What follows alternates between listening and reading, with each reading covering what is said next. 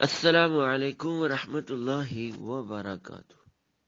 آج کی حدیث شریف نبی مکرم رسول معظم صلی اللہ علیہ وسلم نے فرمایا، قیامت کے دن اللہ تعالی کے عرش کے سوا کوئی سایہ نہ ہوگا اور 3 شخص اس سائے میں ہوں گے۔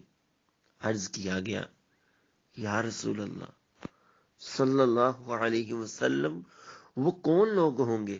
فرمایا، وہ شخص جو میرے کسی امتی کی پریشانی دور کر دے۔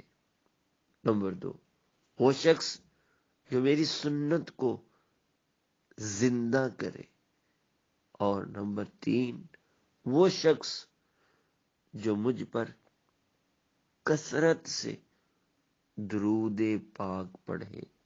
القول البدیع، صفحہ 123۔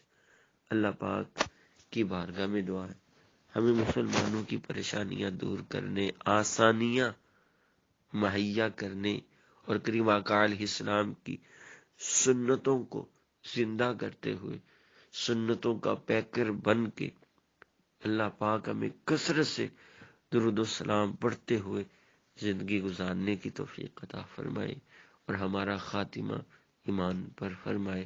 آمین بجاہ النبی الکریم صلی اللہ علیہ وسلم۔